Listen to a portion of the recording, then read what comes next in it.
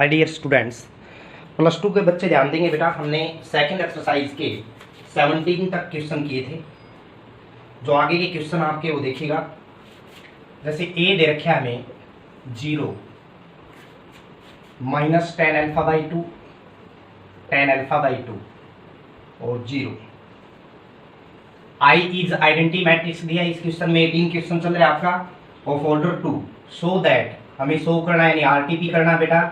आई plus में identity is equal to identity minus में A और साथ में दिया है आपको cos alpha minus sine alpha और कोस अल्फा। ये रिजल्ट हमें प्रूव करना है। तो सबसे पहले आप देखेंगे LHS इज इक्वल टू आ गया आइडेंटिटी प्लस में ए। आइडेंटिटी मीन 1 0 0 1 आपको दे रखा है। 2 × 2 ऑर्डर का मैट्रिक्स है। प्लस में ए जो मैट्रिक्स है 0 माइनस का टेन अल्फा बाई 2 और 0 दोनों को ऐड करेंगे। दोनों का ऑर्डर सेम है तो कोरस्पोंडिंग एलिमेंट यानी A11 जो है A11 में ऐड हो जाएगा, A12 में ऐड हो जाएगा, A21 में और A22 में। LHS ये आ गया आपका। अब RHS यदि हम देखें बेटा, RHS में दिया है आपको आइडेंटिटी माइनस में A इंटू में कोस अल्फा माइनस साइन अल्फा और कोस अल्फा। आइडेंटिटी मीन आपको पता है 1 0 0 1 माइनस में ए का रिजल्ट आपके पास है 0 माइनस में टेन अल्फा बाई 2 0 और इनटू में दे रखे आपको कोस अल्फा। अब देखिएगा कोस अल्फा का एक फार्मूला था आपका 10 के अंदर। 1 माइनस में एंगल हाफ हो जाएगा, याद हो आपको, 1 प्लस में टेन स्क्वायर अल्फा बाई 2। और इसी तरह साइन अल्फा का एक फार्मूला था 2 टेन अल्फा बाई 2 बाई में 1 माइनस में या प्लस आएगा बेटा, क्योंकि टेन अल्फा वाले में माइनस आता है, साइन अल्फा में प्लस आता है। तो यहाँ दोनों रिजल्ट रखे हम 1 माइनस में टेन स्क्वायर अल्फा बाई 2 और यहाँ पे आप रखोगे बाई में 1 प्लस में टेन स्क्वायर अल्फा बाई 2। यहाँ रखेंगे माइनस का 2 टेन अल्फा बाई 2 बाई में 1 प्लस में टेन स्क्वायर अल्फा बाई 2। यहाँ आप रखोगे बेटा साइन अल्फा का 2 टेन अल्फा बाई 2 और बाई में 1 प्लस में टेन स्क्वायर अल्फा बाई 2। और इसी तरह कोस अल्फा का फार्मूला था आपके पास 1 माइनस में टेन स्क्वायर अल्फा बाई 2 और 1 प्लस में टेन स्क्वायर अल्फा बाई 2। दोनों रिजल्ट रखने के बाद पहले आप सब्ट्रैक्शन करिए बेटा। 1 कोरस्पोंडिंग एलिमेंट सब्ट्रैक्ट हो जाएंगे क्योंकि ऑर्डर जो है दोनों मैट्रिक्स का सेम है। 1 में से 0 जाएगा, 0 में माइनस क्या आ जाएगा प्लस। इसी तरह 0 में से जाएगा माइनस का टेन अल्फा बाई 2 और इसी तरह 1 में से 0 जाएगा 1 इनटू में 1 माइनस में tan square alpha by 2 by में 1 प्लस में टेन स्क्वायर अल्फा बाई 2 और 2 टेन अल्फा बाई 2 बाई में 1 प्लस में टेन स्क्वायर अल्फा बाई 2। इसी तरह यहाँ पे माइनस का 2 टेन अल्फा बाई 2 बाई में 1 प्लस में टेन स्क्वायर अल्फा बाई 2 और ये वाला रिजल्ट जो है 1 माइनस में tan square alpha by 2 by में 1 प्लस में tan square alpha by 2। Row two column multiply करोगे बेटा। ऑर्डर दोनों मैट्रिक्स का सेम है बेटा 2 × 2, तो मल्टीप्लिकेशन पहले के कॉलम का ऑर्डर और दूसरे के रो का ऑर्डर सेम है, उस वजह से मल्टीप्लिकेशन पॉसिबल है। पहली रो की पहले कॉलम के साथ करिएगा मल्टीप्लाई। हाँ जी, क्या आएगा देखिएगा। इन दोनों की मल्टीप्लाई 1 के साथ करेंगे तो 1 माइनस में tan square alpha by 2 by में 1 प्लस में टेन स्क्वायर अल्फा बाई 2। जब इसकी मल्टीप्लाई इसके साथ होगी तो प्लस में 2 टेन स्क्वायर अल्फा बाई 2 और बाई में 1 प्लस में टेन स्क्वायर अल्फा बाई 2। पहली रो पहला कॉलम दिया। अब पहली रो दूसरा कॉलम बेटा A12 बनेगा। 1 की और इसकी करेंगे माइनस में 2 टेन अल्फा बाई 2 बाई में 1 प्लस में टेन स्क्वायर अल्फा बाई 2। अब टेन अल्फा बाई 2 के साथ करेंगे ऊपर वाली multiply tan alpha by 2 minus में टेन की क्यूब अल्फा बाई 2 और बाई में आ जाएगा 1 प्लस में tan square alpha by 2। Similarly दूसरी रो फर्स्ट कॉलम यानी A21 क्या बनेगा देखिएगा।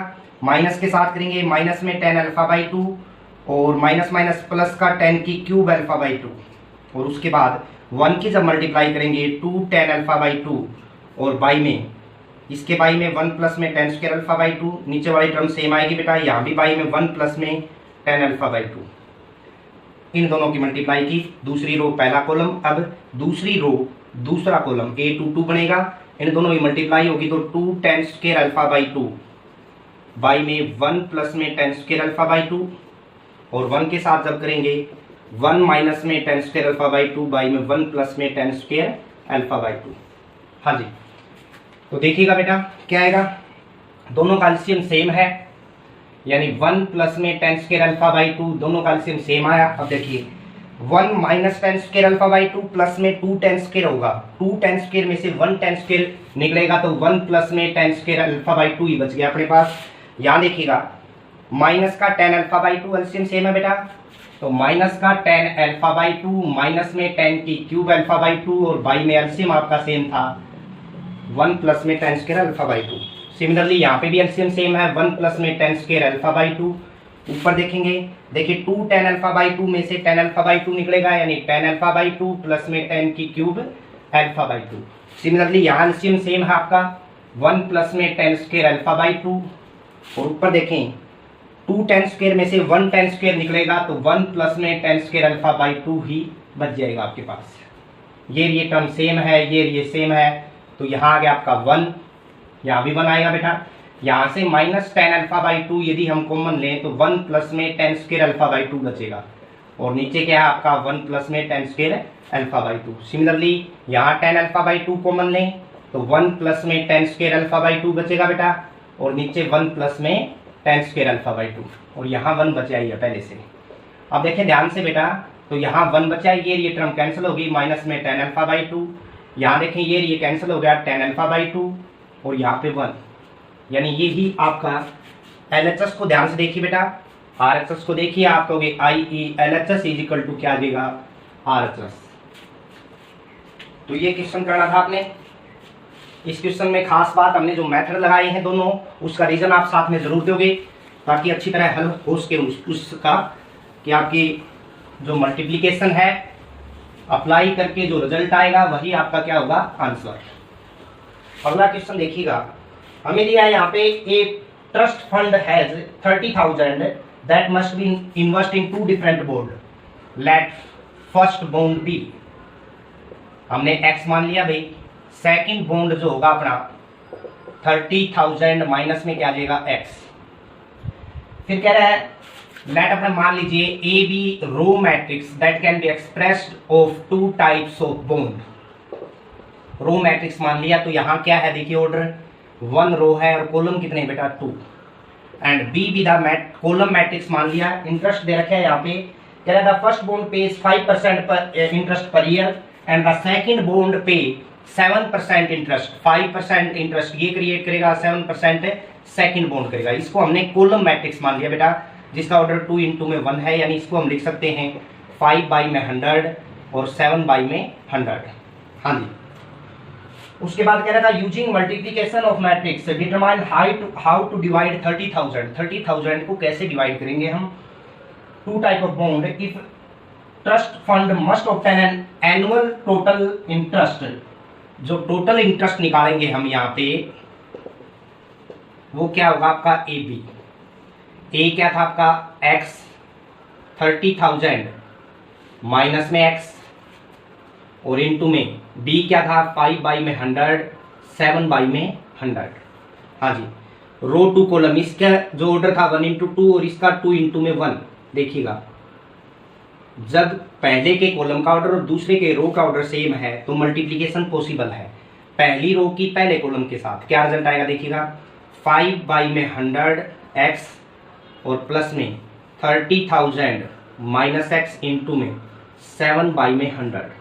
हाँ जी, क्या रिजल्ट आएगा देखिएगा, 5x बाई में 100 प्लस में इसकी मल्टीप्लाई करें हम यहाँ पे 2100 हो जाएगा बेटा, 2 0 से 2 0 कट गया, 7 से मल्टीप्लाई करोगे आप माइनस में 7x बाई में 100, यानी ये आ गया आपका 2100 माइनस में 100 एलसीएम ने 5 में से 7 जाएगा, 2x बटा में कितना आ गया 100। हाँ जी, अब क्या कह रहा है 1 into 1 का है, यदि एलिमेंट निकालना चाहो तो एलिमेंट के रूप में इसको बाहर निकाल सकते हो, सिंगल एलिमेंट है बेटा। अब क्या कहा इसने, यदि टोटल इंटरेस्ट आपको दे रखा है फर्स्ट पार्ट में, इफ टोटल इंटरेस्ट भी 1800 दिया आपको, देन ये वाला जो रिजल्ट था आपका 2100 माइनस में 2x बटा में 100 बराबर 1800 आ जाएगा बेटा। अब यहाँ से देखें ये इधर आएगा तो 300 बच गया, और ये उधर जाएगा तो प्लस का हो जाएगा, यानी 2x बाई में 100 आई ई, ये इधर आएगा 30,000 हो गया भाई, और is equal to 2x x का जो रिजल्ट है वो कितना आ जाएगा 15,000।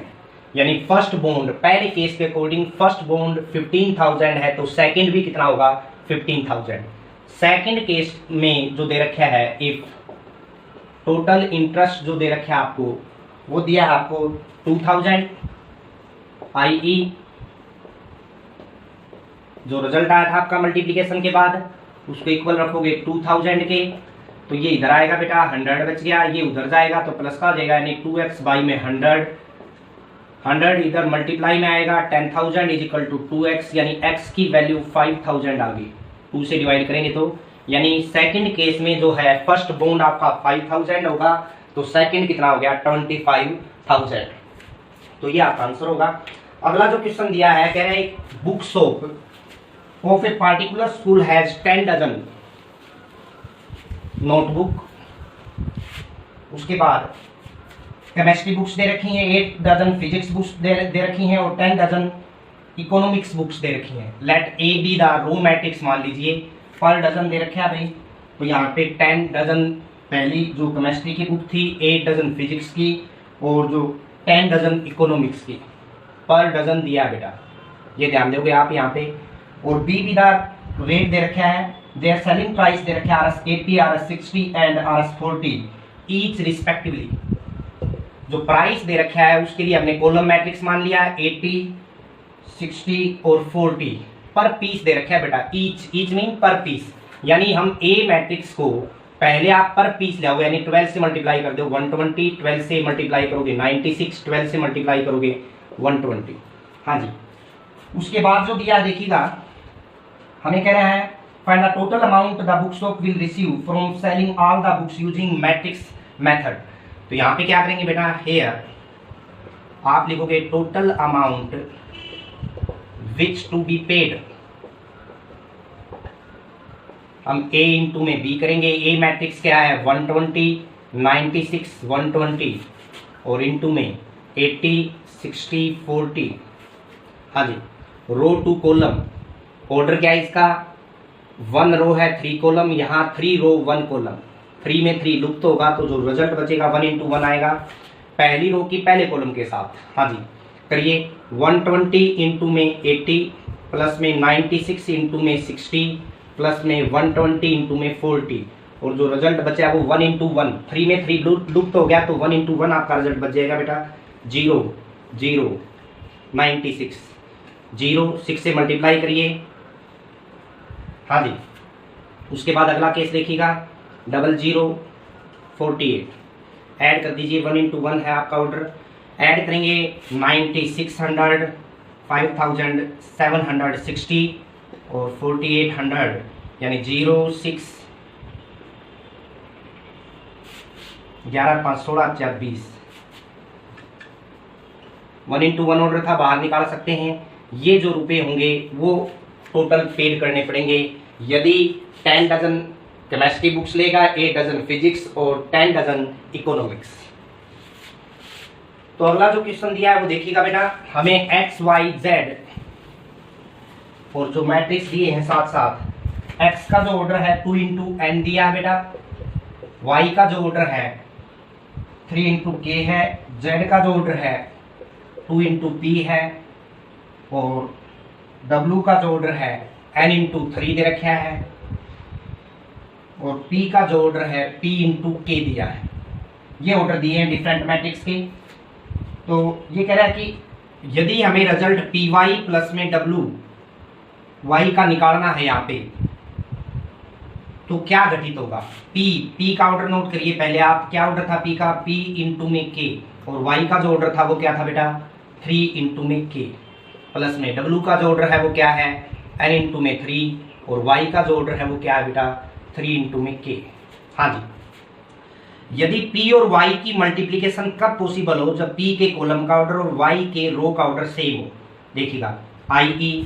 फर्स्ट जो कंडीशन आई वो k का मान 3 होना चाहिए, यानी अब k और 3 लुप्त हो गया आपस में, यानी पी वाई का जो ऑर्डर बचेगा वो क्या बच गया p इंटू के प्लस में यहाँ 3 में लुप्त हो रहा है तो जो डब्ल्यू वाई का ऑर्डर आ गया वो क्या आया बेटा n इंटू में k। अब दोनों का एडिशन कब पॉसिबल है बेटा, जब बोथ हैव ऑर्डर सेम। अब देखिएगा के सेम है तो जो दूसरी कंडीशन आएगी वो क्या आएगी, एन और पी क्या होनी चाहिए आपके इक्वल। तो ये जो ऑप्शन है आपका वो आपका आंसर हो जाएगा। के की वैल्यू 3 आ गई बेटा और एन की वैल्यू क्या आ गई, पी। अब अगले केस में कह रहे हैं N is equal to P, N की वैल्यू पी की इक्वल दे रखी है तो 7x प्लस में 5z, 7x देखिएगा 7x 7 कॉन्स्टेंट टर्म है, 7x का ऑर्डर वही रहेगा जो x का है, क्या है 2 इंटू में n, प्लस में 5 कॉन्स्टेंट टर्म में मल्टीप्लाई हो जाएगी, 5z का ऑर्डर वही रहेगा जो z का है, z का ऑर्डर क्या था बेटा 2 इंटू पी। अब दोनों की एडिशन कब पॉसिबल है, n और p इक्वल दे रखे हैं बेटा, तो यदि हम 7x प्लस में 5z करेंगे तो उसका ऑर्डर या तो 2 इंटू एन होगा क्योंकि n और p तो इक्वल है, या तो आपका आंसर ये मिलेगा या फिर 2 इंटू पी मिलेगा। दोनों में से एक आंसर होगा क्योंकि एडिशन तभी पॉसिबल है जब बोथ मैट्रिक्स है सेम ऑर्डर। हाँ जी, तो ये आपकी सेकंड एक्सरसाइज थी बेटा जिसमें हमने मल्टीप्लिकेशन किया मैट्रिक्स को, आपस में एडिशन किया, सब्ट्रैक्शन किया। अब जो अगली एक्सरसाइज है वो क्या है, symmetric and skew symmetric matrix. सबसे पहले सिमेट्रिक का मीन क्या है बेटा, यदि किसी भी मैट्रिक्स का ट्रांसपोज करें हम, पहली बात तो ट्रांसपोज क्या होगा, ट्रांसपोज पहले हम कर लेते हैं। जैसे ए हमें दे रखा है 2 3 4 5 6 7, ए की पावर टी को ट्रांसपोज बोलते हैं, या ए डैश ले लिया तो भी ट्रांसपोज बोला जाता है बेटा। ट्रांसपोज क्या करेगा, जो रो है उसको कॉलम में कन्वर्ट कर देगा और कॉलम को किस में कर देगा, रो में। यानी जो ऑर्डर हमारा पहले ऑर्डर क्या है देखिएगा 2 इंटू 3। अब ट्रांसपोज जब करेंगे जो पड़ी हुई लाइन है यानी रो जो है वो खड़ी हो जाएगी, यानी रो कॉलम में कन्वर्ट हो जाएगा और कॉलम किस में कन्वर्ट हो जाएगा, रो में। हाँ जी देखिएगा अब ऑर्डर क्या बन गया 3 इंटू में 2, तो ये है हमारा ट्रांसपोज फर्स्ट कंडीशन। अब आता है सिमेट्रिक मैट्रिक्स की डेफिनेशन क्या होगी। A matrix A is called symmetric matrix if A transpose is equal to A। हाँ जी, किसी भी मैट्रिक्स का ट्रांसपोज करें यदि A के इक्वल आ गया तो वो मैट्रिक्स क्या होगा, symmetric matrix.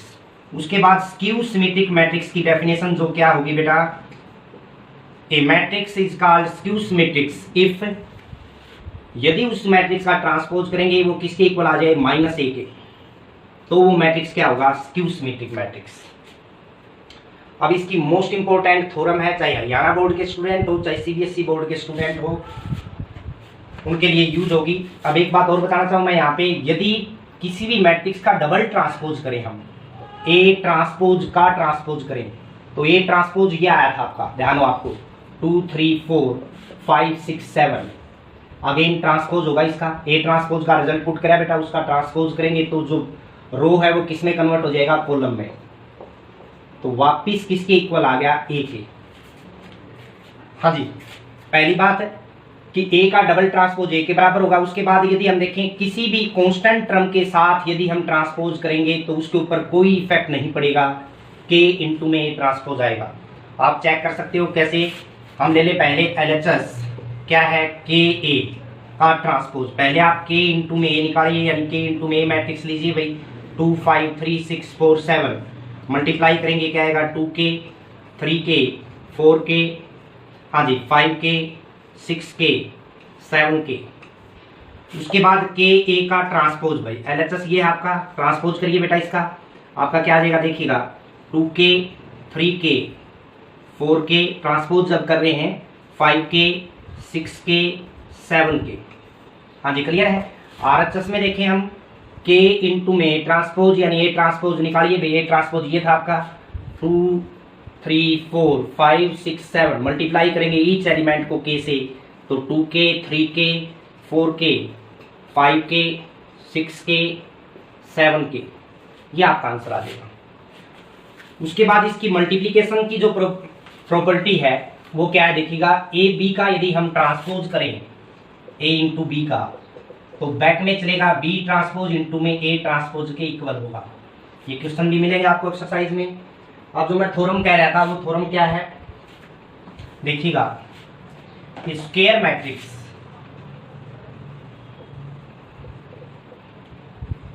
Can be written as the sum of symmetric and skew symmetric matrix. हाँ जी, लेट हमने मान लिया ए को स्क्वायर मैट्रिक्स है भाई, A B A square matrix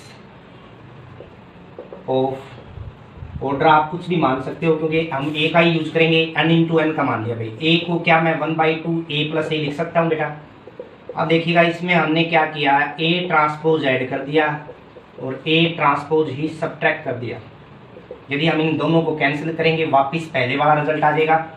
देखिएगा 1/2 फर्स्ट पार्ट हमने अलग कर दिया भाई और सेकंड पार्ट अलग कर दिया।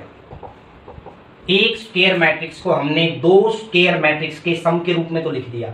अब बात क्या बच गई, हमें बताना है कि इनमें से एक क्या है सिमेट्रिक और एक क्या है स्क्यू सिमेट्रिक।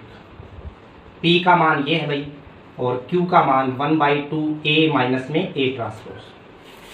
हाँ जी, सबसे पहले हमें सिमेट्रिक या स्क्यू सिमेट्रिक देखने के लिए उस मैट्रिक्स का ट्रांसपोज लेना पड़ेगा। सबसे पहले आप P का ट्रांसपोज लीजिए। P का ट्रांसपोज लेंगे तो 1/2 A प्लस में A ट्रांसपोज, इस पूरे का ट्रांसपोज। मैंने अभी थोड़ी देर पहले एक प्रॉपर्टी बताई थी कि K A का ट्रांसपोज लेंगे तो कांस्टेंट टर्म पे कोई इफेक्ट नहीं पड़ेगा। तो 1/2 बाहर आ गया बेटा, मैट्रिक्स वाली जो टर्म है आपकी वो ये बन गई। अब यदि देखें ट्रांसपोज अंदर जाएगा तो A का ट्रांसपोज हो गया प्लस में A का डबल ट्रांसपोज। थोड़ी देर पहले एक प्रॉपर्टी बताई थी कि किसी भी मैट्रिक्स का डबल ट्रांसपोज करेंगे तो रिजल्ट किसके बराबर आएगा, A के, यानी आ गया A ट्रांसपोज प्लस में A। अब ये जो मान था वो किसका था, P का। P का ट्रांसपोज P के इक्वल आ गया, इसका मतलब क्या है, i.e. P is symmetric matrix. उसके बाद हम Q को उठाएंगे बेटा, Q का ट्रांसपोज करेंगे 1/2 A माइनस में A ट्रांसपोज, इस पूरे का ट्रांसपोज। कांस्टेंट टर्म पे ट्रांसपोज का कोई इफेक्ट नहीं होगा तो यहाँ ट्रांसपोज बच गया भाई, A ट्रांसपोज माइनस में A का डबल ट्रांसपोज, अंदर घुस गया ट्रांसपोज, A ट्रांसपोज ही होगा, A का डबल ट्रांसपोज किसके बराबर होगा, A के। यदि मैं यहाँ से माइनस कॉमन ले लूँ तो इसको ऐसे लिखूंगा और ये जो रिजल्ट है आप ध्यान से देखिएगा बेटा, ये जो रिजल्ट है वो किसका है, Q का। अब Q का ट्रांसपोज माइनस Q के बराबर आ गया, इसका मतलब क्या है, Q is skew symmetric matrix. हाँ जी, तो ये आपका था सिमेट्रिक और स्क्यू सिमेट्रिक का थ्योरम है ये। अब एक मैट्रिक्स को हमने दो मैट्रिक्स के सम के रूप में लिख दिया। फर्स्ट मैट्रिक्स है वो हमने बता दिया सिमेट्रिक मैट्रिक्स है और सेकंड जो है वो क्या है, skew symmetric matrix. i.e. Last में हम ये लिख सकते हैं square matrix can be written as the sum of symmetric and skew symmetric matrix. यही आपकी थ्योरम थी। अब एक क्वेश्चन आपका कि prove that diagonal element of skew symmetric matrix are 0। प्रूव दैट diagonal element of skew symmetric matrix are 0। हमने A को AIJ के रूप में लिखा था, आपको याद हो, जो एलिमेंट्स थे A के वो AIJ के रूप में हमने डिनोट किया था। I ऑर्डर जो है रो का डिफाइन करता है, J कॉलम का।